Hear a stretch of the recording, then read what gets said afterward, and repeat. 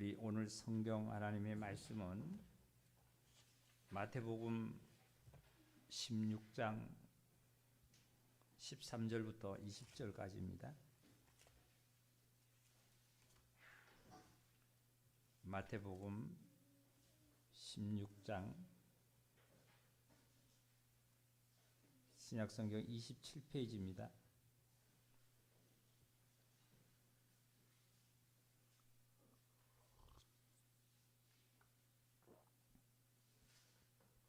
(13절부터) 제가 읽겠습니다.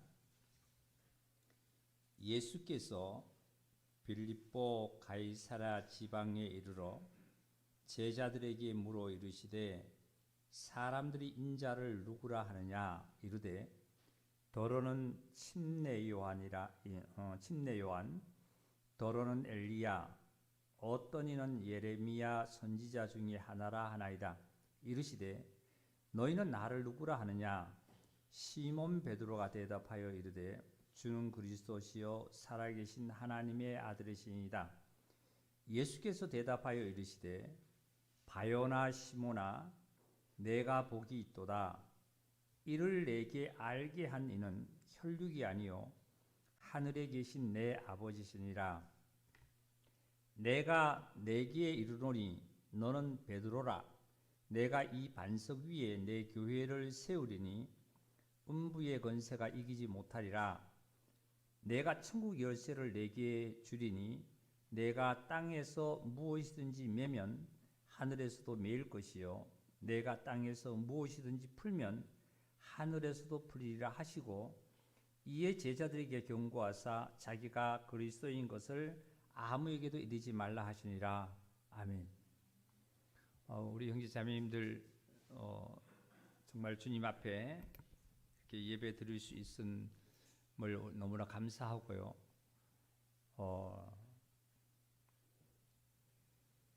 내가 하나님을 의지하고 살아가는 노정에 세상 일도 마찬가지입니다.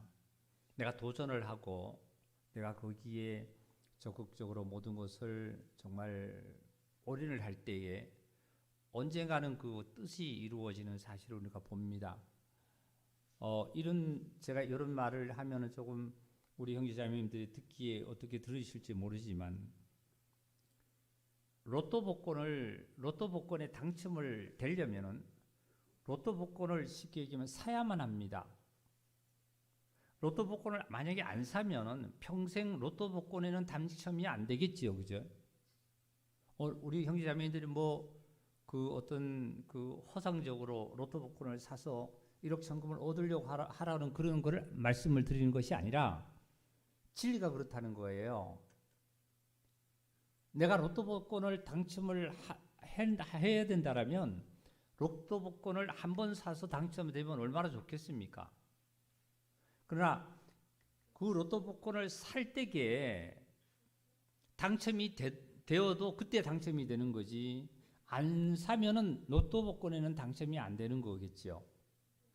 우리 형제자매님들이 이제 하나님께서 이제 서서히 교회를 일깨우시고 우리 형제자매들의 마음을 일깨우셔서 이 만물도 보면은 벌써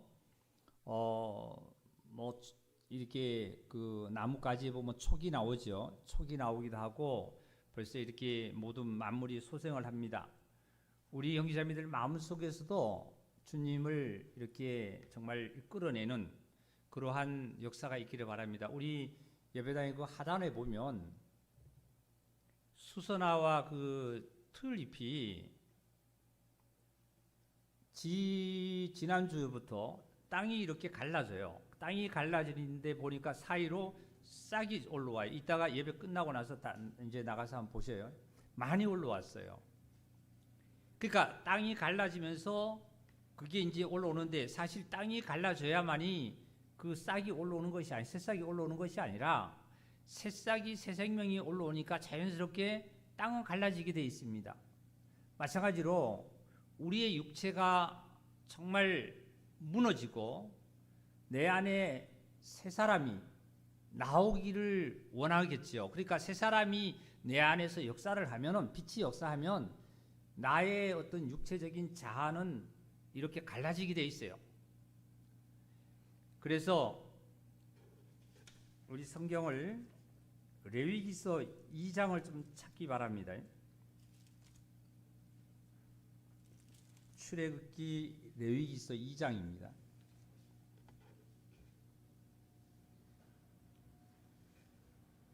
구약 성경 148페이지.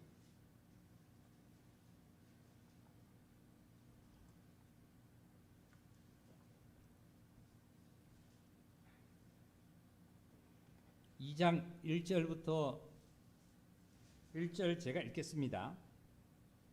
이 소제를 드리는 하나님께 드리는 제사인데요.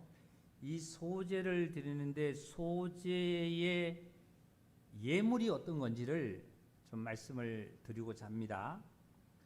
누구든지 소제 예물을 여호와께 드리려거든 고운 가루로 예물을 삼아 그 위에 기름을 붓고 또 그 위에 유황을 놓아 아론의 자손 제사장들에게로 가져갈 것이요 제사장은 그 고운 가루 한 움큼과 기름과 그 모든 유황을 가져다가 기념물로 제단 위에서 불사를 지니 이는 화제라 여호와께 향기로운 냄새니라. 그리고 나서 13절로 넘어가겠습니다. 13절입니다. 내 모든 소제물에 소금을 치라. 소제물에다가 소금을 치라 이런 말씀하셨어요. 내 하나님의 언약의 소금을 내 소제에 빼지 못할지니 내 모든 예물에 소금을 드릴지니라 이런 말씀하셨어요. 그 다음에 14절입니다. 우리 14절부터 좀 읽겠습니다. 너는 첫 이삭의 소제를 여호와께 드리려거든 첫 이삭을 볶아 찌은 것으로 내 소제를 삼되 그 위에 기름을 붓고 그 위에 유황을 더할지니 이는 소제니라. 제사장은 찌은 곡식과 기름을 모든 유황과 함께 기념물로 불사를 지는 이는 여호와께 드리는 하제다 이런 말씀하셨어요. 자, 이제 성경을 놓으시고 저를 한번 보시기 바랍니다. 이 소제의 제사는 예물은 피를 흘리는 제사가 아니에요. 짐승을 잡는다든지 그리고 비둘기를 잡는다든지 피를 흘리는 제사가 아니라 이 소제는 번제 다음에 드리는 제사인데 다음에 나오는 제사인데 이 소제는 곡식가루를 빻은 겁니다. 곡식가루. 우리가 떡을 만들기 위해서 쌀가루를 빻죠. 쌀가루로 만들죠. 쌀을 쌀가루로 만듭니다. 거기에다가 떡을 만들 때는 우리는 어떻게 합니까? 쌀떡을 만들 때에는 거기다가 물을 붓고 그 반죽을 합니다. 근데 여기서는 물로 하지 아니하고 기름으로 하라 그랬어요. 기름. 그러니까 곡식 가루를 볶아서 곡식을 볶아서 그거를 빻으면 가루가 되죠. 가루가 됩니다. 가루를 만들어서 그 가루 위에다가 기름을 더하고 기름을 더한 다음에 향을 더해라. 향을 더해라. 그리고 13절을 보니까 그 소제물에다가 소금을 치라 이런 말씀하셨어요. 그리고 14절에 첫 이삭의 소제를 여호와께 드리려거든 첫 이삭을 볶아 찌은 것으로 내 소제를 드리라. 반드시 첫 이삭으로 소제를 드릴 때 이 곡식가루를 볶아서 찌은 다음에 이것을 소제물로 삼아라 이런 말씀하셨어요. 이제 우리 형제자매님들이 이 성산의 형제자매님들 이렇게 소제가 하나님 앞에 드려야 됩니다. 드려져야 됩니다. 소제로 하나님께 드려져서 이제 하나님 앞에 온전히 저와 여러분이 서야 하나님께서 기뻐하시고 저와 여러분이 복을 받는 거예요. 이 복에는 영적인 복이 있고 물질적인 복이 있습니다. 예수님께서 십자가를 지시면서 다 이루었다고 말씀하셨죠. 다 이루었다고 말씀하셨습니다.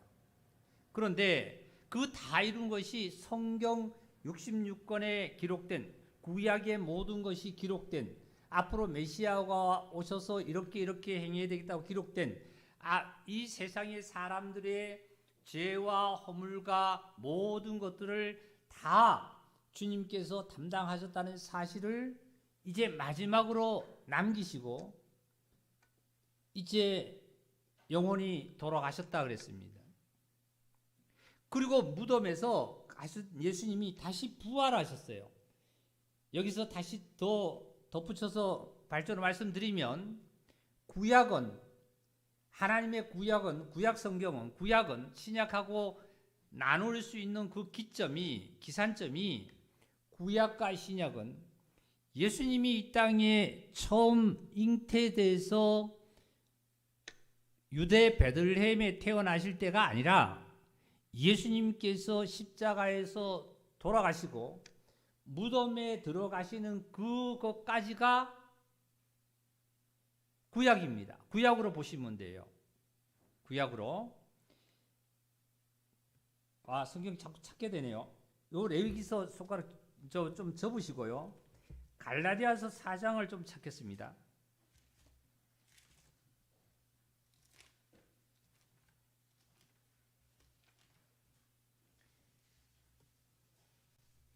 갈라디아서 4장 1절입니다. 신약성경 306페이지.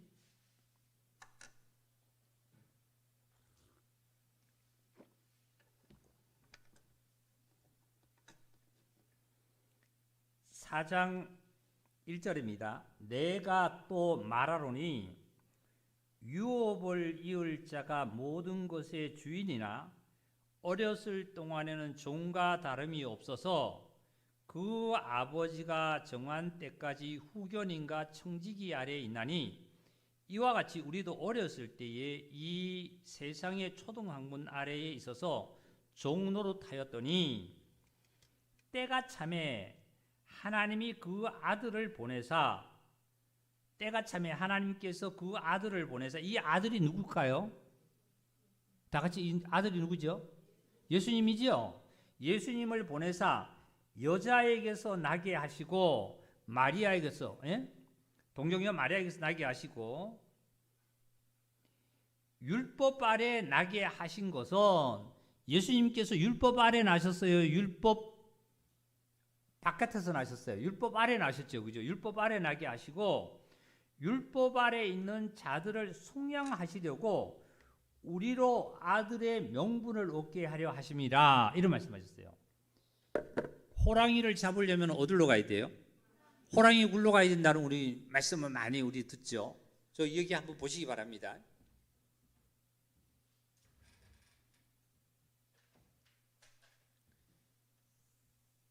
이 성경이 구약이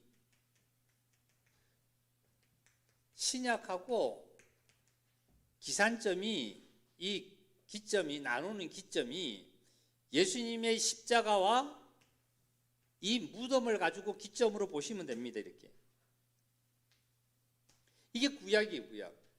많은 사람들이 우리가 알기를 잘못 알면은 이 구약은 예수님께서 이 땅에 성령으로 잉태되었을 때 유대 베들레헴에서 태어나실 때를 우리가 신약으로 생각합니다.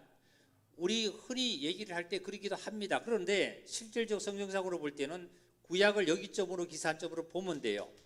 그러면 여기서 보세요. 아브라함으로부터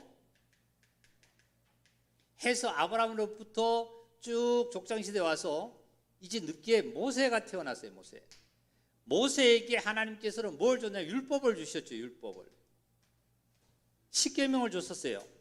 그러니까 이 구약은 이 하나님께서 모세를 통해서 율법을 준 것을 율법의 모든 것을 이끌림을 받아서 쭉 온 거예요. 그래서 여기서 갈라디아서 4장 4절을 보시면 때가 참에 하나님이 그 아들을 보내사 여자에게 나게 하시고 어디 아래서 나게 하셨다고요? 율법 아래서. 맞죠? 율법 아래서 나게 하신 것은 율법 아래 있는 자들을 속량하시고 우리로 아들의 명분을 얻게 하려 하십니다. 이런 말씀하셨어요. 첫째는 율법 아래 있는 자들이 누구냐 하면 여기서부터 쭉 넘어오는 그 자들이 누구냐면 아브라함의 후손들 얘기입니다. 이삭, 야곱, 그 다음에 쭉 내려서 12지파들이 해서 이 자들이 이게 유대인이죠. 유대인. 예? 이스라엘입니다. 이스라엘이 율법 아래에서 살았습니다. 율법을 지키고 율법을 살았어요. 저와 여러분은 율법이 있었어요? 없었어요? 없는 자였어요. 예? 하나님도 없는 자입니다. 저와 여러분은 이방인이 됐어요. 이방인. 그래서 율법 아래에 있는 자들을 속량, 다시 말씀드리면 예수님이 이 땅에 오신 것은 이스라엘 백성들을 구원하러 오신 거예요. 구원하러 오신 거예요. 첫째는 이스라엘 백성들을 구원하러 오신 거예요. 그리고 두 번째, 모든 인류를 사망에서 생명으로 옮기려고 구원하시러 예수님이 오신 목적이 바로 그겁니다. 내가 심판하러 오신 것이 아니라 모든 자를 구원하러 왔다 그래요. 그래서 예수님께서 이 땅에 오신 것은 어떻게 율법 아래 나게 하시고 하나님께서 율법 아래 있는 자들을 속량하시고 5절입니다. 우리로 저와 여러분의 우리로 아들의 명분을 얻게 하려 하십니다. 하나님의 아들의 명분을 얻게 하려 하십니다. 6절을 보니까 너희가 아들이므로 하나님이 그 아들의 영을 우리 마음 가운데 보내사 아빠 아버지라 부르게 하셨느니라 이랬어요. 그러니까 저와 여러분의 마음이 우리의 마음에 그리스도인데 저와 믿음을 갖는 우리들의 마음 속에 하나님의 영을 보냈다는 거예요. 하나님의 영이 뭐냐 바로 성령님입니다. 성령님을 보내서 이제 하나님을 아바 아버지라고 부를 수 있도록 저와 여러분들을 이제 이렇게 아들로 삼아 주셨다는 걸래요. 요 말씀하셨습니다. 맞지요? 그렇다면 자 이제 구약과 신약을 나눌 수 있어요. 자 그다음에 이제 여기 좀 보시겠습니다. 제가 이 흑판에다 이렇게 하는 것은 우리 형제자매님들이 예배 드리는 이 순간에 예배 의식과 어떠한 종교 행사를 하려고 하는 거 아니잖아요. 어찌하든지 간에 내 영혼이 하나님과의 관계에서 온전한 예배가 되기를 위한다라면 정말 하나님 앞에 내 중심에서 거짓 없는 믿음, 진실된 믿음으로 하나님을 찾아야 됩니다. 말씀이 내 심령 깊이에 들리시길 원합니다. 이제 무덤에서 예수님이 부활하셨어요. 부활하신 것은 다 이뤘다 하실 때에 우리의 허물과 죄뿐만 아니라 질병과 고통, 세상에 일어나서 고통을 받는 모든 것들을 십자가에서 다 도말하시고 나서 다시 무덤에다가 장사 지내고 부활하신 것은 전혀 다른 색깔로 빨간 색깔로 우리가 표시를 했듯이 부활은 새 생명입니다. 새 생명. 그래서 신자를 한자로 쓰면 새 신자를 쓰잖아요. 새 신자. 영어로 U라고 그러죠. U. 예? 새로운 약속이라는 거예요. 뉴테스트먼트 새로운 약속이다 그래서 새롭게 나타내는 것이 이것이 바로 신약이 바로 예수님의 부활 이후로 말미암아 이루어지는 역사를 가지고 신약이라고 합니다. 신약. 저와 여러분은 신약의 시대에 삽니까? 구약 시대에 삽니까? 신약 시대에 살지요? 신약 시대에 사는데 나의 믿음은 구약으로 돌아가면 안 되잖아요. 나의 신앙은 구약으로 돌아가면 안 됩니다. 구약으로 돌아가서 자꾸 내가 하나님께 복을 받으려고 그러다 보니까 안 되는 거예요. 구약으로 돌아간다는 건 뭐예요? 여기선 율법으로 이거 행위잖아요. 행동이잖아요. 행위. 나의 행동이 잘하고 못한 것에 의해서 하나님께 복을 얻으려고 우리가 하나님을 저울질하고 내가 하나님께 뭐 해요? 시험을 하는 거죠. 내가 이렇게 했으니까 하나님으로부터 내가 복을 받겠다. 내가 이렇게 했습니다. 하나님으로부터 벌을 받겠다 하는 것이 구약입니다. 구약. 신약에는 나의 어떤 것에 상관없이 성령님에 의해서 예수 그리스도의 부활로 말미암아 이루어진 오신 성령님에 의해서 성령님의 이끌림을 받는 저와 여러분의 믿음 안에 들어가 있는 사실을 이 시간에 우리는 깊이 하나님 앞에 영광 돌리시기를 원합니다. 이렇게 해놓으시고 레위기서 소재 좀 다시 돌아가겠습니다. 소재로.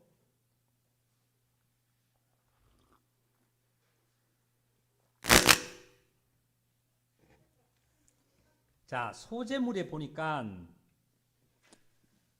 이제 하나님께 소재를 드린다는 것은 뭐냐면 곡식을 볶아서 빻아야만 합니다.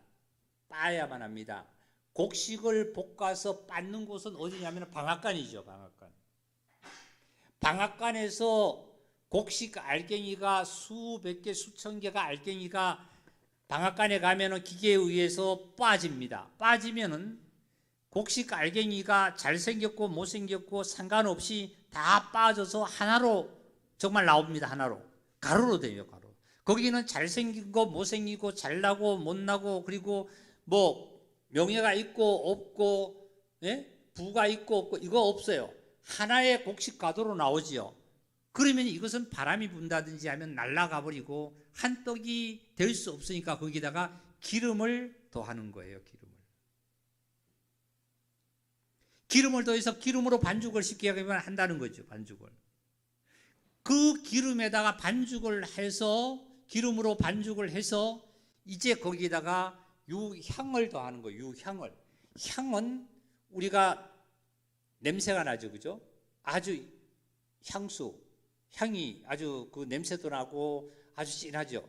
그 향을 더하는 겁니다. 그리고 13절에 보니까 거기다 소금을 치라고 그랬습니다. 소금은 아마 부패되지 않도록 하는 거겠죠. 부패. 자기를 녹여서 부패되지 않도록 하는 거예요. 소금을 치라는 거예요. 이게 무슨 뜻이냐면 우리 형제자매님들이 지금 여기 예배당 안에 교회 안에 이렇게 오셔서 예루살렘에 오셔서 예배를 드리는 우리 형제자매들이 정말 각자가 구원은 각자가 받으셨어요. 각자가 받으셨어요. 구원은 각자가 받으셨는데 각자 알갱이로 보면은 나는 잘생겼고 너는 못생겼고 그리고 너는 남자고 나는 여자고 너는 나이가 많고 나는 나이가 적고 그리고 너는 사회에서 지위가 높고 너는 지위가 없고 이 각자가 이제 방앗간에 들어와서 빠져야 되겠죠. 누가 빠져야 된다고요? 각자가 시작 자기 가슴을 누가 빠져야 돼요? 내가 빠져야 됩니다. 내가 빠지면은 이제 여기서 잘났고 못났고 나이가 많고 나이가 적고와 상관없이 한 가루로 나오는 거예요. 한 가루로. 한 가루가 나오면은 이제 거기다가 기름을 친다 그랬는데 기름으로 반죽한다. 이 기름은 바로 성령님을 뜻합니다. 성령님으로 하나의 덩어리가 되는 거죠. 하나의 덩어리가 되는 거예요. 하나의 덩어리가 되는 데다가 여기에 이 하나의 덩어리가 된 이 덩어리가 바로 형제 자매님들이 연합한 곳입니다. 자, 우리 한번 여기 좀 읽어봅시다. 다 같이 시작. 보라, 형제가 연합하여 동거함이 어찌 그리 선하고 아름다운고 머리에 있는 보배로운 기름이 수염 곧 아론의 수염에 흘러서 그의 어깨까지 내림 같고 헐몬에 있으리 시온의 산들에 내림 같도다. 거기서 여호와께서 복을 명하셨네. 뭐라고요? 영생이다. 내가 하나님께로부터 복을 받으려고 하는 이 순간에도 우리 형제자매님들이 먼저 영생의 복을 사모하시고 영생의 복을 하나님 앞에 사모하시고 받아가시기를 원합니다. 종교인처럼 물질적인 것과 세상적인 것을 요하다 보면 안 되는 거예요. 예수님께서 십자가에서 다 이뤘다고 하실 때에 에베소서 2장 1절을 보면 너희가 죄와 허물로 죽었던 너희를 살려놨다 그랬습니다. 영적인 복입니다. 영생입니다. 영생.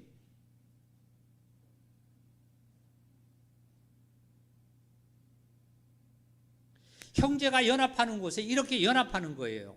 그러니까 어디서요? 보배로운 기름이 아론의 수염에 흘려서 어깨까지 내림 같고 홀몬의 이슬이의 산들에 내림 같도다 그랬어요. 그러니까 기름이라는 건 여기서도 성령님을 뜻하겠죠. 하나님의 그리스도의 영을, 하나님의 영을 성령님이 우리를 적시는 거예요. 다시 말씀은 저와 여러분이 빠진 것에서 성령이 와서 하나로 한 마음 한 뜻으로 우리 형제자매들이 하나로 뭉쳐지기를 원하는 거예요. 그렇지 않고 우리 형제자매들이 각자가 흩어져 있어요. 하나님 기뻐하지 않겠죠. 어떻게 하나님의 교회가 되고 한 떡이 되겠어요? 하나로 뭉쳐져야 되는 거예요. 뭉쳐진 이 교회가 형제자매들이 이제 뭉쳐졌다라면 이제 생활로서 뭘 나타내야 되냐면은 그리스도의 향기가 나와야만 합니다. 예? 그 그리스도의 향기가 나오는 이 소재물에다가 소금을 칠하는 것은 부패되지 아니하고 앞으로도 형제자매님들이 믿음으로 말미암아 예수 그리스도의 몸된 교회가 세워지는 그날까지 영원토록 부패되지 아니하고 세상에 물들지 아니하고 우리 형제자매들이 세상 것으로 뺏기지 아니하고 사단에 유혹받지 아니하고 형제자매들이 끝까지 부패되지 않게 저와 여러분이 하나님의 뜻에 합당하게 몸된 교회가 세워져야 될 줄 믿습니다. 이게 교회예요.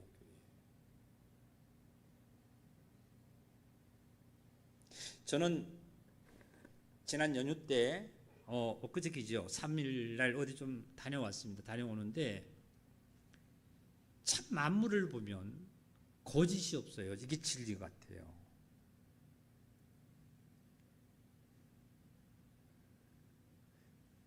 만물보다 가장 부패되는 것은 사람의 마음이라고요. 사람의 참 마음이 부패됐어요. 하나님께 기도드리면서 하나님 정말 왜 예루살렘을 중심으로 해서 하나님의 자녀들이 백성들이 예루살렘에 모여서 많은 주위에 아수르의 나라뿐만 아니라 바벨론의 나라뿐만 아니라 큰 거대한 나라들로부터 이렇게 때로는 위협을 받고 이러는 때로는 포로가 되고 때로는 정말 예루살렘에서 하나님 앞에 찬양과 영광을 드리는 이런 일들이 반복되는 이 상황이 어디에 있겠습니까?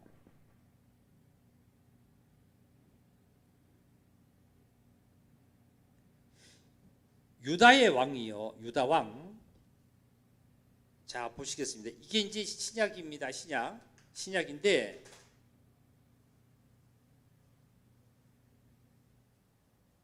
우리나라도 보면은 북쪽이 있고 우리는 남쪽이 있잖아요. 이스라엘도 보면은 북이스라엘이 있어요. 북이스라엘. 구약에 보면 남유다예요. 이 이스라엘이라는 것은 야고보의 이름이 이스라엘로 하나님께 바꿔졌죠. 그래서 이 11지파, 10지파 반, 그러니까 이 지파가 바로 어디냐면 북이스라엘을 차지하고 있고 남유다는 바로 유다 지파의 한 족속만 여기에 이제 속해 있습니다. 베냐민 지파가 조금 일부분도 여기에 속해 있긴 한데요. 여기는 수도가 어디냐면 예루살렘이에요. 예루살렘. 여기는 수도가 예루살렘이고 여기는 수도가 사마리아예요. 하나님께서 원하시는 것은 이걸 원하셨어요. 많은 숫자를 원치 않았습니다. 여기는 엄청난 숫자고 여기는 많은 숫자가 아니고 한 지파밖에 없었어요. 그래서 남유다의 이 백성들은 자부심을 갖고 하나님께 영광을 드리고 예루살렘에서 예배를 드리고 하나님께서 원하신 대로 했습니다. 그런데 북이스라엘은 뭐냐면은 역대 왕들 모든 자들이 우상을 많이 섬겼지요. 아세라상과 목상과 주상과 산당을 짓고 굉장히 많이 생겼습니다. 그런데 남유다에도 보면은 왕이 따로 있었어요. 여기에 따로 여기 따로입니다. 그러니까 우리나라도 보면은 한반도가 북쪽에는 따로 있잖아요. 그리고 북쪽에는 대통령이 따로 있고 우리 남한에는 또 대통령이 따로 있잖아요. 마찬가지예요. 그런데 남유다도 보면 북이스라엘이 우상을 섬긴 것처럼 남유다에도 우상을 섬기기가 시작합니다. 하나님께서 남유다의 왕들에게 왕의 족속으로 쉽게 얘기하면 왕의 가족으로 엄청난 복을 주셨죠. 하나님께서. 오늘날 또 대통령은 우리나라에서 최고의 정말 저거 아닙니까? 그렇다면 왕으로서의 최고의 하나님께서 이 세상에 복을 주셨습니다. 근데 그 자녀들이 보면은 히스기야 왕 같은 경우에 왕은 엄청나게 정직했습니다. 정직하다는 말씀은 항상 뭐 몇 주 계속 말씀드리는 겁니다. 정직한 게 뭐예요? 남에게 착한 얘기하고 뭐 도와주고 이런 것도 정직하지만 예루살렘에 뭐가 없었어요? 우상을 만들어 놓은 우상들을 다 부쉈어요. 다 없앴습니다. 우상들. 산당도 다 없었어요. 오직 하면 히스기야가 모세가 광야에서 만들었던 놋뱀도까지 부숴 없앴습니다. 그러니까 하나님 보실 적에는 정직했다 그랬습니다. 그런데 어떠한 또 왕의 계승으로 말미암아 왕은 악하다 그랬죠. 악한 왕은 어떠냐면 다시 부손 왕을 다시 그 우상을 만들고 또한 산당을 짓고 예루살렘에서 예배 안 드리고 산당에서 예배 드리고 이렇게 하면서 또 악을 행했어요. 그때마다 하나님께서는 엄청난 징계를 범했고 벌을 줬습니다.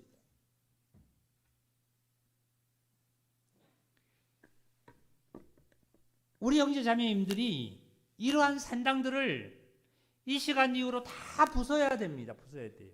부수고 아까 소재를 드렸듯이 정말 곡식 가루가 내가 곡식 가루가 이제 가루가 되어서 나에게 오신 성령님으로 말미암아 형제 자매가 하나가 연합되고 한마음 한뜻이 되고 그리고 하나님 앞에 온전하게 영광과 예배와 찬양을 드릴 때에 이게 향이죠. 향기름이죠. 드릴 때에 하나님께서 기뻐하시게 받는 거예요. 향기로운 냄새다 하는 거예요. 냄새다.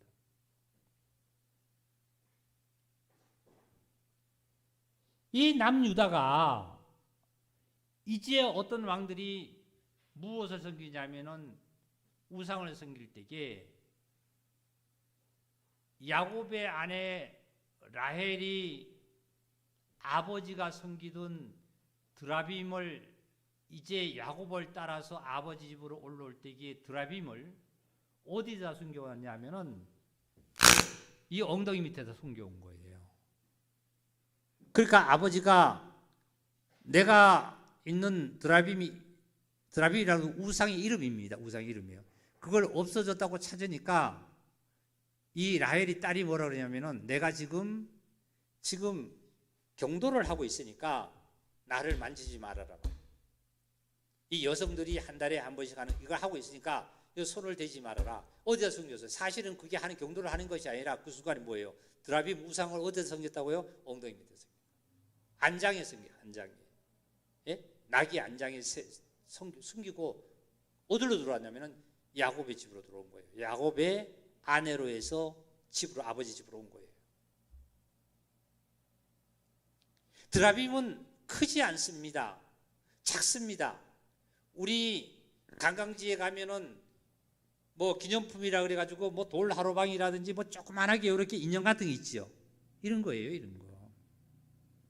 아무도 몰라요. 외적으로는 드라빔이 있는지 없는지 우상을 섬기지 안 섬기는지 모릅니다. 우리 형제자매들 각자가 내가 우상을 섬기는지 안 섬기는지 외적으로는 몰라요. 예? 돌멩이로 크게 우리 집에 만들어 놓으면은 우리 집에 와서 보면 우리 형제자매들 어우 목사님은 이거 왜 갖다 놨어요? 이렇게 하겠지만은 가장 작은 거 뭐냐면은 여러분 마음속에 생각 속에 있는 우상이 있을 거예요. 우상이 이게 뭘까요? 자기만이 아는 거예요. 자기만. 돈을 좋아하고 하나님을 멀리하려고 하고 그리고 교회에 나오려고 하지 아니하고 예배에 그리고 자기만이 아는 거 자기만이 이걸 숨기고 다니는 거 자기만이 자기 그거 아집이죠. 고집이죠. 고집. 하나님이 싫어하는 거예요. 이걸 가지고 악하다 그런 거예요. 하나님 보십시오.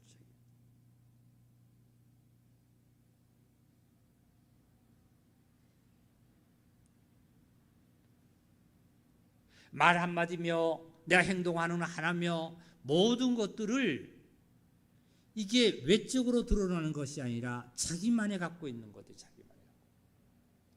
이런 우상들을 다 이제는 제거하고 형제자매들이 한마음 한뜻으로 이제 함께 모여서 기도하고 찬양하고 예배드리고 영광을 드릴 때에 하나님께서는 이 제사를 우리 그 레위기서 2장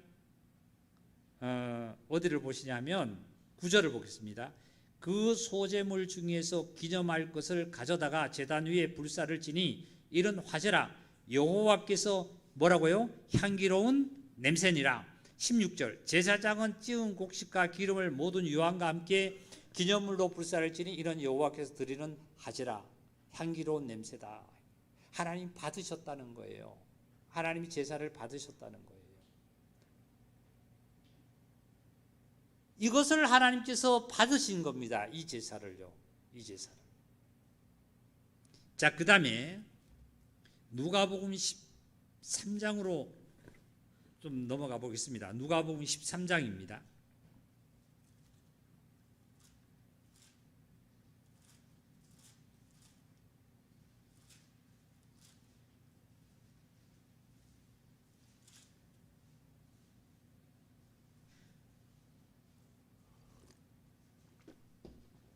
신약 117페이지.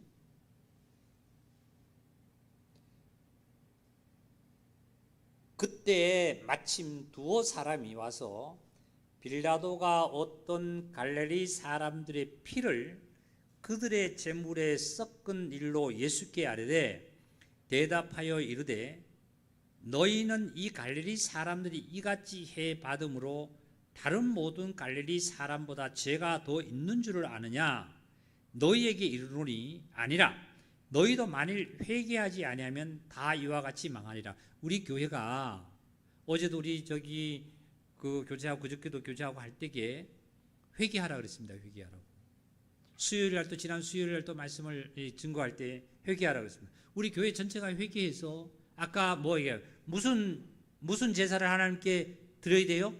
다 같이 시작. 무슨 제사? 크게 시작. 예, 소제를 드려요. 이게 무슨 말씀이냐면은 좀 말씀이 어렵죠. 제사를 드리는데 빌라도가 어떤 갈릴리 사람들의 피를 그들의 제물에 섞은 일로, 이게 무슨 말씀이냐면은 하나님께 제사를 드리는 제물에 피가 섞였다. 이 피가 아마 정확하게 여기 기록은 안 되어 있습니다만은 학자들이 얘기하기를 피가 제사를 드리기 위해서 제물을 잡는데 그 피가 튀었다든지 아니면 갈릴리 사람들이 더욱더 열성편이라서 아주 예수님의 열성편이라서 빌라도의 신하로부터의 군사로부터의 칼로 배임을 당할 때 그 피가 튀었다든지 하여튼 여러 가지 견해가 있지만 어쨌든 간에 그렇게 해서 죽은 자들을 뜻합니다. 이 죽은 자들이 이 예루살렘에 그냥 가만히 정말 있는 자들보다 죄가 더 많아서 그렇게 죽은 줄 아느냐 그 뜻입니다. 그렇지 않다는 거예요. 그 다음에 4절을 보겠습니다. 4절. 또 실로암에 망대가 무너져 치어 죽은 18사람이 예루살렘에 거한 다른 모든 사람들보다 죄가 더 있는 줄 아느냐? 망대가 무너졌다는 거예요. 망대 알지요, 그죠? 망대가 무너져서 건물이 무너져서 거기 건물에 의해서 치어서 죽은 자들이 18명이나 있는데 이 18명이 예루살렘에 남아 있어서 건물에 치어 죽지 아니하는 자보다도 죄가 더 많아가지고 그렇게 치어 죽은 줄을 너희들은 생각지 말라는 거예요. 이 세상에는 우리가 살다 보면 내가 병이 들 수도 있고 사고도 날 수도 있고 그리고 모든 것들이 나에게 불신자들이 닥치는 일들도 우리에게 닥칠 수가 있다는 거예요.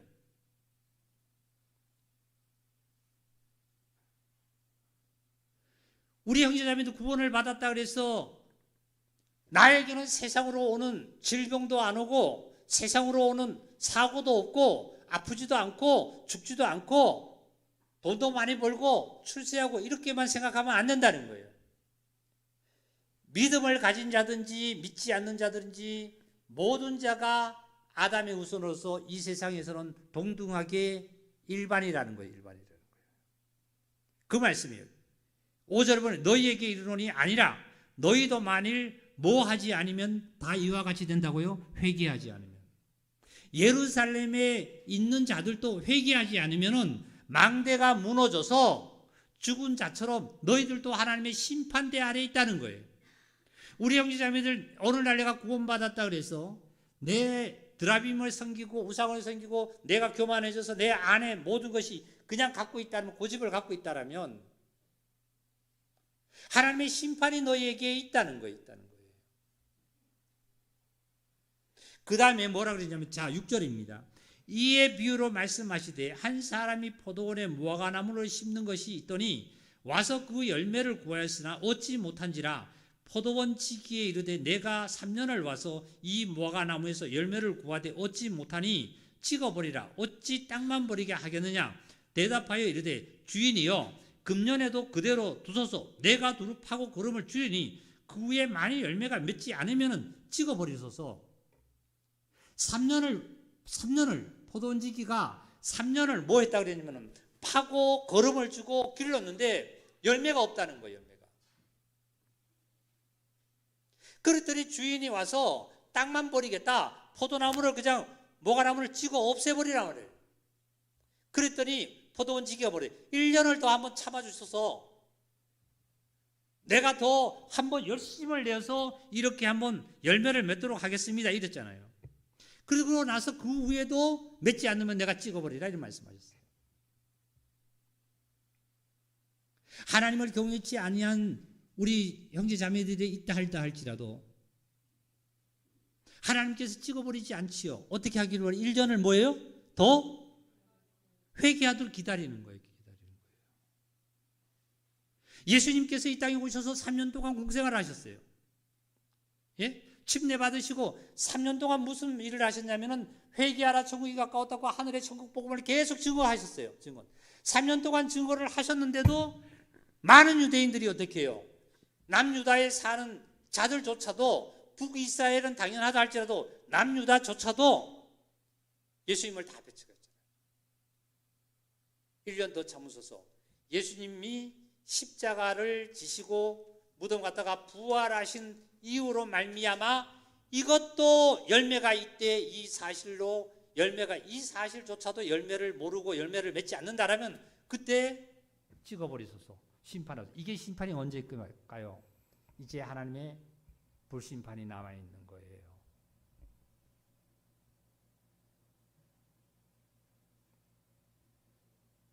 결론은 우리 형제자매님들이 코로나라는 이 상황 속에서 잘 믿음을 지켜오셨어요. 그리고 앞으로도 더욱더 하나님께 영광이 될 수 있는 믿음으로 우리는 지켜가는 건 사실입니다. 그러나 한쪽으로 보면 해이해지고 나태해지고 여러 가지로 말미암아 하나님과의 내가 보이지 않는 담이 막혀져 있고 형제자매들과 보이지 않는 담이 막혀져 있고 교회와 담이 막혀져 있는 우리의 심정을 솔직하게 하나님에 고백하고 어떻게 해요? 나 자신이 방앗간에서 교회에 나와서 교회 형제자매를 얼굴을 대하고 말씀을 대하고 또한 여러 가지를 대해서 내 자신이 무너지고 빠지고 그리고 거기다가 성령님이 채워져서 성령님으로 형제자매들이 한마음 한뜻이 되고 하나가 되어서 우리의 그리스도의 삶을 살아가야 된다는 것이 오늘 저와 여러분에게 하나님께서 말씀하시는 겁니다. 이게 교회를 이루어가는 겁니다. 이제 오늘 마지막으로 두 번째 교회에 대해서 진심으로 말씀을 좀 드리고자 합니다. 우리 에베소서 보겠습니다.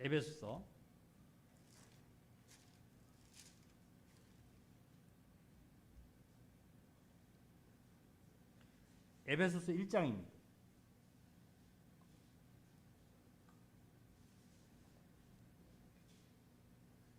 에베소서 1장 22절입니다. 신약성경 310페이지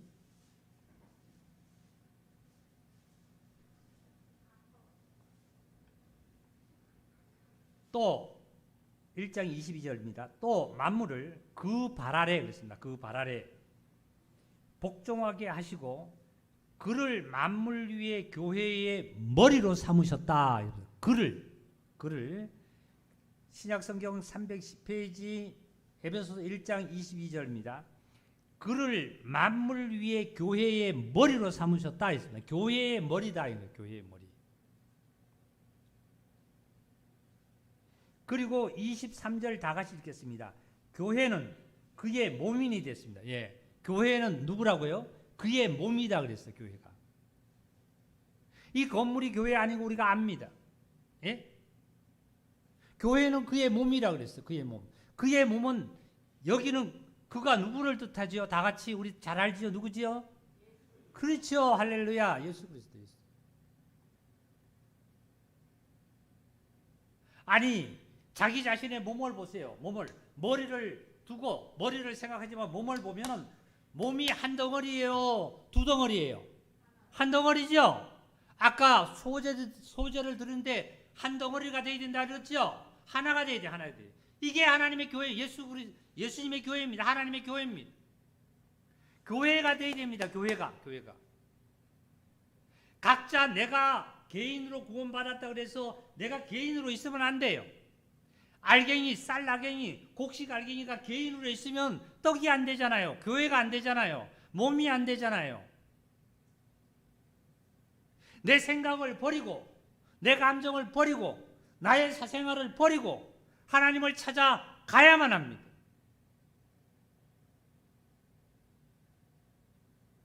유대인들이 하나님을 예수님을 영접 안 했다 할지라도 유대인들이 물질적인 복을 안 받았습니까?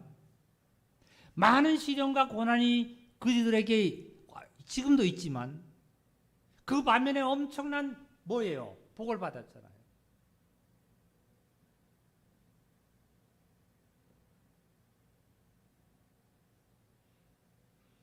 여기에 교회는 그의 몸이라고 했어요. 그리고 22절을 보니까 그를 만물 위에, 예수 그리스도를 만물 위에 교회의 머리로 줬다 그랬어요. 머리로. 자, 여기서 이제 보시겠습니다. 보세요. 사람을 보면은 머리가 있고 몸이 있잖아요. 몸이. 이 축복이, 김축복 이게 뭐예요? 이게 뭐예요? 잘 봐요. 요게 몸이잖아요. 요걸 몸이잖아요.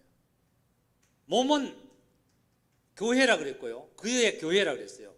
머리는 만물 위에 머리로 주셨다 그랬어요. 그를 만물 위에 머리라고 주셨다 그랬어요.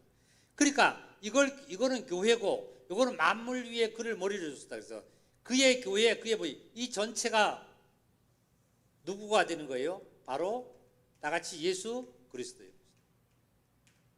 그분이 머리가 되시고 우리는 몸이 되는 거예요. 자, 그러면 이 교회가 어떻게 세워졌냐 봅시다. 마태복음 아까 본문을 넘어가겠습니다. 마태복음 16장입니다.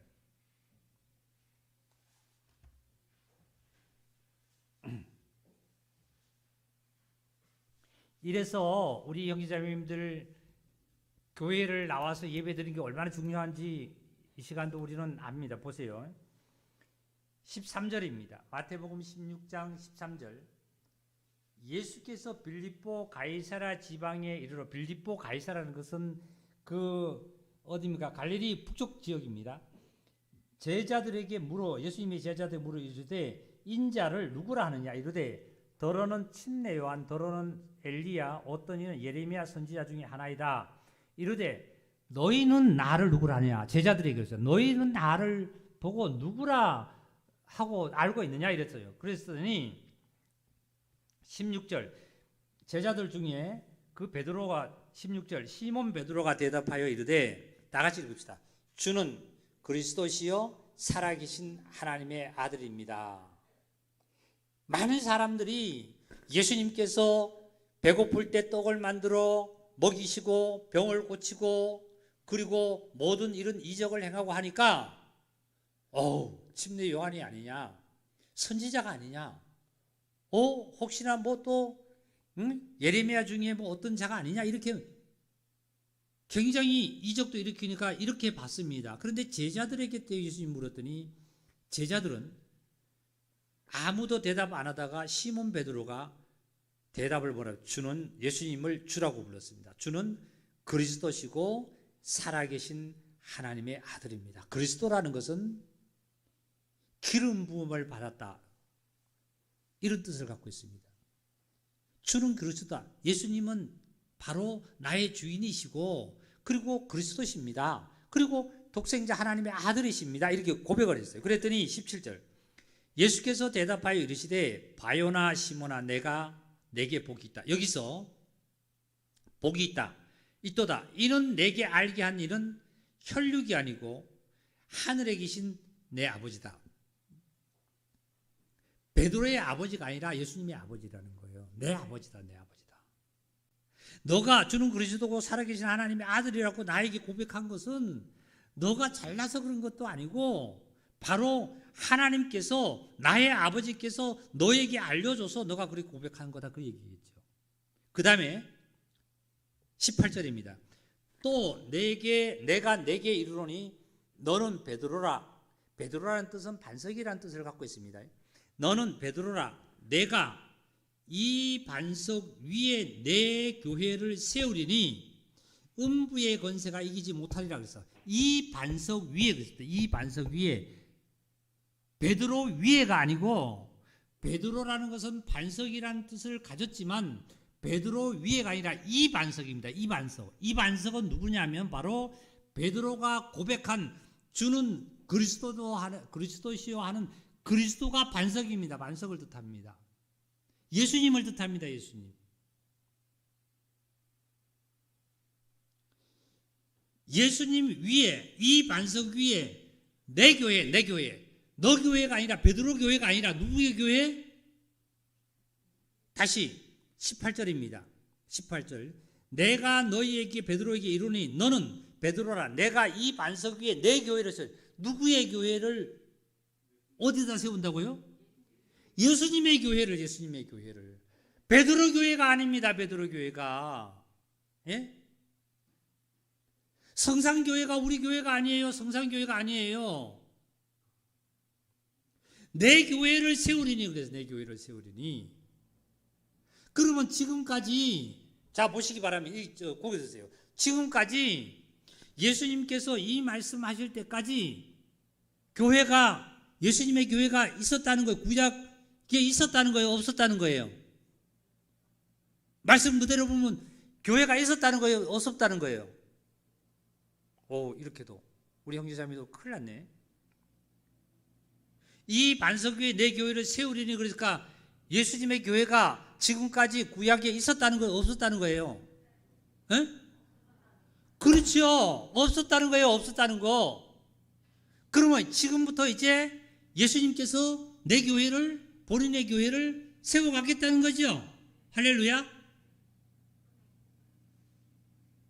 베드로 교회를 세우는 것도 아니고 성산교회를 세우는 것도 아니고 예수님의 교회를 세워가겠다는 거예요. 반석 위에다가요, 반석 위에다가.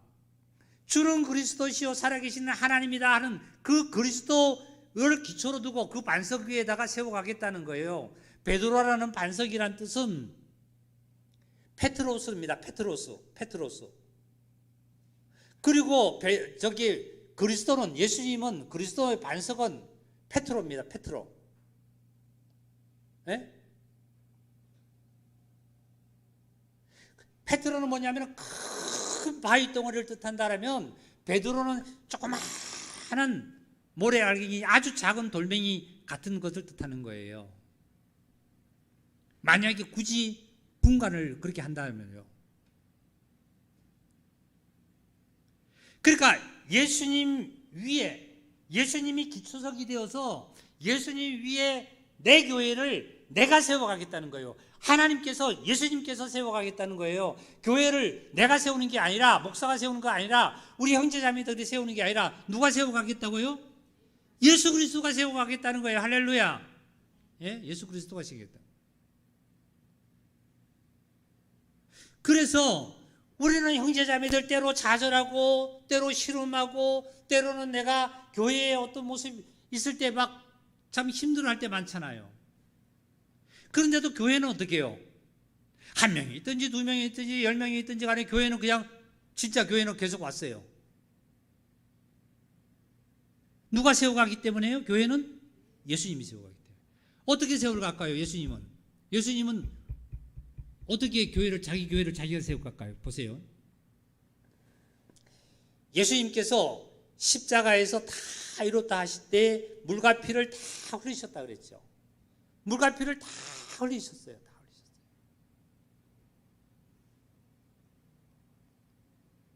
그리고 예수님 자신이 무덤에 들어가셨습니다.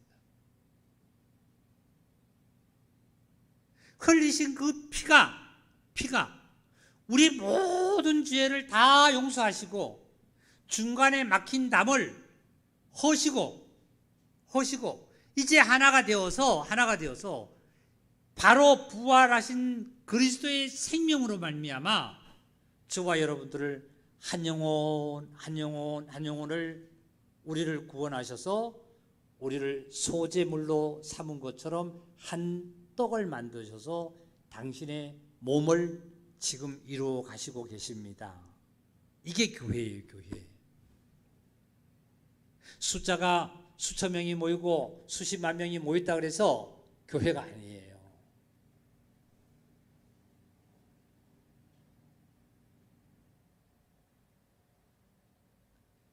시멘에다가 흙을 잔뜩 넣어보세요. 그게 되나요? 안 됩니다. 안 되는 거죠. 다른 이물질이 들어가면 안 돼요. 그리스도가 반석이 되어서 기초석이 되어서 그리스도가 되었으면 그리스도로 말미암아 구원받은 그리스도의 모양으로 말미암아 집을 지어가는 거예요. 교회를 지어가는 거예요. 이게 교회예요. 여기 우리 형제자매님들 예수의 피로 다 제사함 받고 부활하신 생명으로 우리는 거듭났죠. 그러니까 형제자매들이 한 덩어리로 떡으로 참여할 수 있는, 몸에 참여하는 귀한 하나님의 정말 몸된 교회를 지어가는, 형성하는 형제자매들이란 말이죠. 얼마나 귀한 겁니까? 내 교회를 세우리니 음부의 권세가 이기지 못하리라. 내가 천국 열쇠를 내게 주리니 내가 땅에서 무엇이든지 매며 하늘에서도 매일 것이요 내가 땅에서도 무엇이든지 풀면 하늘에서도 풀리리라 하시고 이런 말씀하셨어요. 내가 땅에서 메고 있으면 절대 안 풀립니다. 안 풀려요. 이 세상이 안 풀립니다. 안 풀리는 거예요. 내 마음속에 딱 갖고 있으면 어떠한 상황이 나에게 닥쳐도 안 풀리는 거예요. 내가 풀면 하늘에서도 풀리는 거예요. 지난주에 스데반 집사가 순교를 할 때에 돌에 맞아 죽을 때에 많은 유대인들이 결정적으로 스데반을 돌로 쳐서 죽이는 이유가 어디 있겠습니까? 스데반 집사가 설교를 하고 예수 그리스도를 증언할 때에 아브라함에 대해서 증언하고 모세에 대해서 증언하고 다윗 왕에서 증언하고 솔로몬에서 증언하고 엄청 많은 증언을 했는데도 많은 유대인들이 대제사장과 공회원들이 사두개인과 바리새인 공회원들이 스데반을 돌로 쳐서 죽이려고 어떠한 증거를 못 잡는 거예요. 왜요? 공회원들조차도 아브라함을 조상으로, 믿음의 조상으로 믿고 있잖아요. 당신네들도 같은 후손이라고 믿고 있잖아요. 그런데 아브라함 얘기했다고 해서 그 사람들이 돌을 들어가지고 스데반을 쳐서 사도 바울을 죽일까요? 안 죽이는 겁니다. 그러면 결정적으로 스데반을 돌로 쳐서, 돌을 들어가지고 쳐서 스데반을 죽인 이유가 어디 있었어요? 어디 있었어요? 스데반이 마지막에 이런 얘기를 증언을 했죠. 하늘이 열리고 스데반이 어디를 봤다고요? 하늘을 쳐다본 거예요. 하늘을 쳐다본 거예요. 하늘을 쳐다보니까 하늘이 열렸어요. 열리고 보니까 하나님 우편에 누가 섰냐면 인자가 서신 것을 봤다 그랬어요. 예수 그리스도에 대해서 증언한 거예요. 솔로몬에 대해서 증언했다고 그래서 많은 공회원들이 돌을 가지고 죽이지 않습니다. 매를 때려가지고 다음부터는 이렇게 혼란하게 하지 말라고 내쫓을 수도 있겠지만 죽이지는 않겠지요. 예수 그리스도를 구세주요 하나님의 독생자요 그리스도인 사실을 인자가 하나님 우편에 선 것을 본 것을 증언했더니 이걸 신성모독죄로 해서 돌로 쳐서 길을 막았다 그랬잖아요. 길을 막고 소리를 일제히 지르면서 돌을 갖다가 스데반을 쳐서 죽였다 그랬어요. 근데 스데반이 그 순간에도 뭐라 그랬어요? 절대 원망하지 않았습니다. 아버지여 하나님이시여 주님이시여 저들이 하는 것을 아무도 모릅니다. 죄가 없습니다. 저들에게 죄를 돌리지 말라고. 이 스데반은 어디를 쳐다봤기 때문에요? 다 같이 하늘. 사랑하는 형제자매님들, 내 마음이 불편하고 나의 삶이 불편합니까? 하나님을 쳐다보시기 바랍니다. 하늘을 쳐다보세요. 사람을 쳐다보면 원망과 시비밖에 없고 고통밖에 없습니다. 죽음밖에 없습니다. 예? 땅을 바라다 보면 죽은 것밖에 없어요. 차를 운전하다 보면 차를 밑에다 보면 뭐예요? 고양이고 짐승이고 치어서 죽은 것도 많아요. 예? 비가 오고 나면 땅 위에 보세요. 예? 도로 위에 보면 시커먼 물밖에 더 있습니까? 땅을 바라보지 마시고 저와 여러분은 누구를 바라보라고요? 다 같이 크게 시작. 하늘을 바라보라는 거야. 하늘을 바라보면 하늘은 없습니다. 넓습니다. 그리고 하나님께서 저와 여러분 사이에 담을, 내 마음과 모든 삶의 담을, 그 중간의 담을 하나님은 허신 거예요. 허시고 지성소와 성소가 하나 되게 만들었어요. 하나 되게요.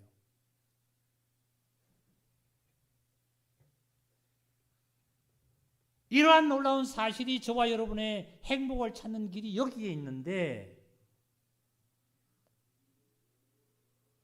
하늘을 쳐다보지 아니하고 정말 우리의 모습 자아를 바라본다든지 세상의 재물을 바라본다든지 한다라면 그게 끝이 있습니까?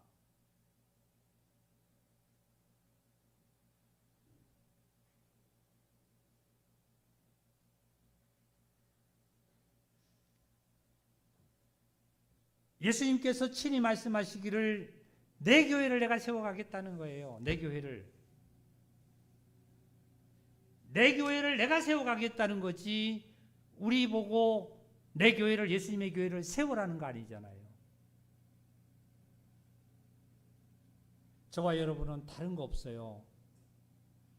마지막으로 여호와를 경외하는 것밖에 없습니다. 마지막에 이 말씀하고 마치겠습니다. 잠언서 1장인데요.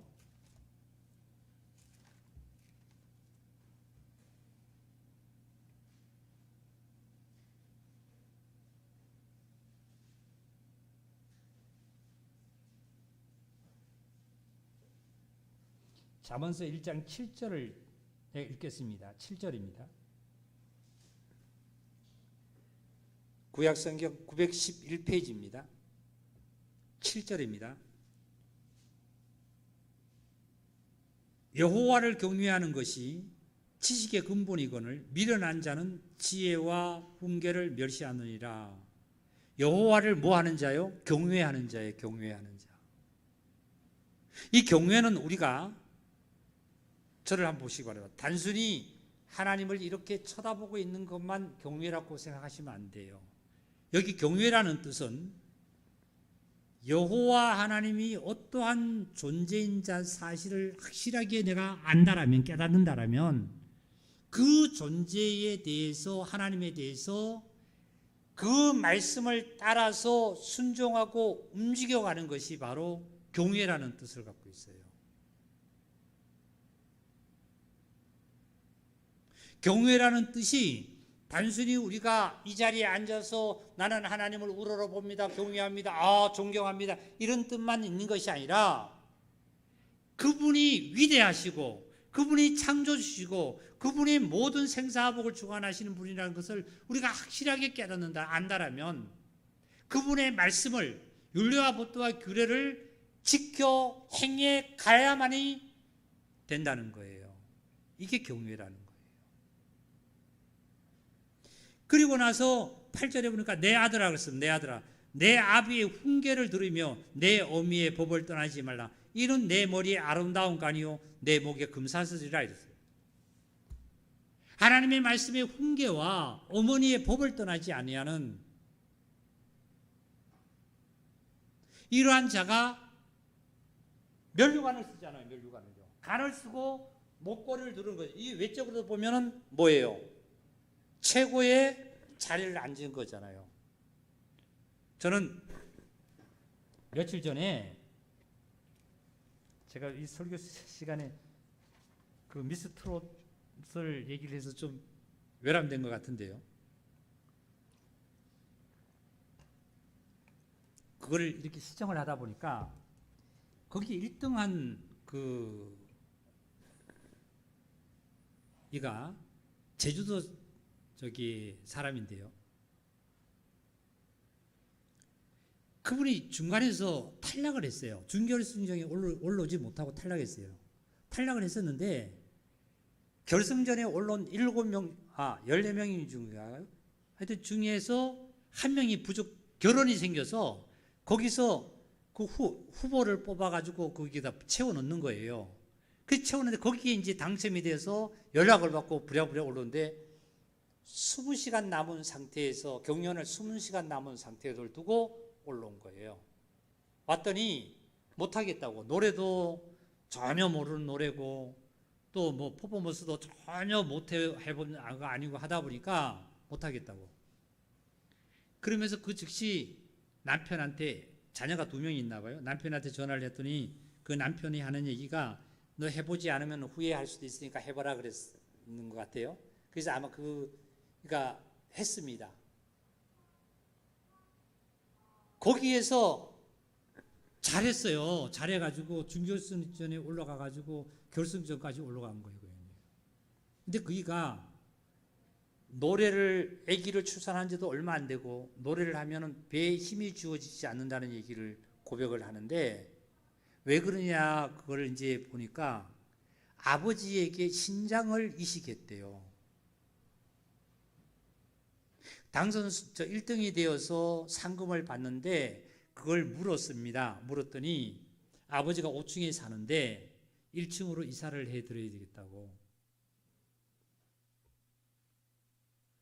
때로는 한 번은 자기가 그 수술을, 신장 이식을 한 것에 후회한 적도 한 번은 있습니다. 그러더라고요. 너무 고통스러웠겠죠.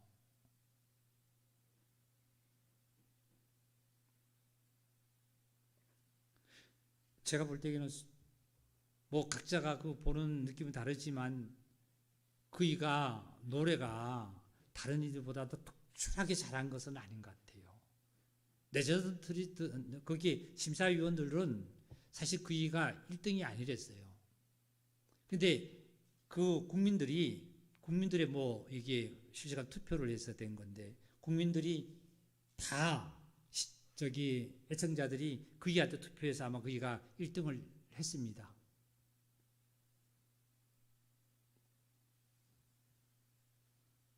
신장이 속에서 배에 힘이 주어지지 않아서 노래를 못했다고.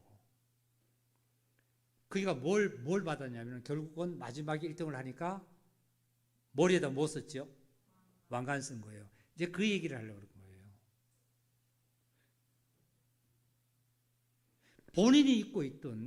본인이 입고 나와서 경연을 했던 그 옷 위에다가 뭐를 입혔냐면은 그 망토라고 합니까? 이거를 다시 입혀줬어요.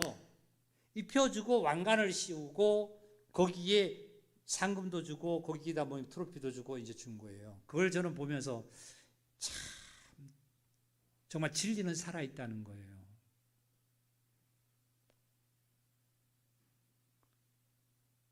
그 왕관은 아무나 쓰는 거 아니잖아요.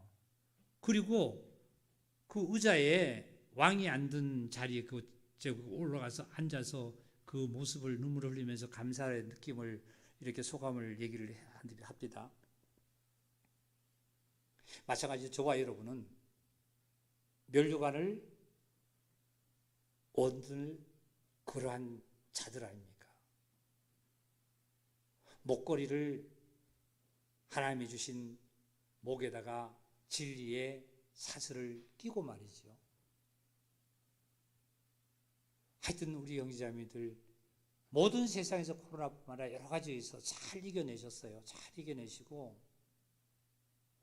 이제는 만물이 소생하는 것처럼 우리 형제자매들이 아까 소재물 얘기했지만 하나로 한 마음 한 뜻이 되어서 어찌하든지 간에 하나님이 기뻐하시고 각자 삶 속에서 평화롭고 희망차고 정말 행복한 그리스도인의 삶으로서의 정말 이 세상에서 승리하고 이 세상에서 정말 내가 모든 것에서 모든 것 되시는 하나님을 의지하며 살아갈 때에 저와 여러분의 축복이 영원토록 있을 줄 믿습니다. 말씀 마치겠습니다. 감사합니다.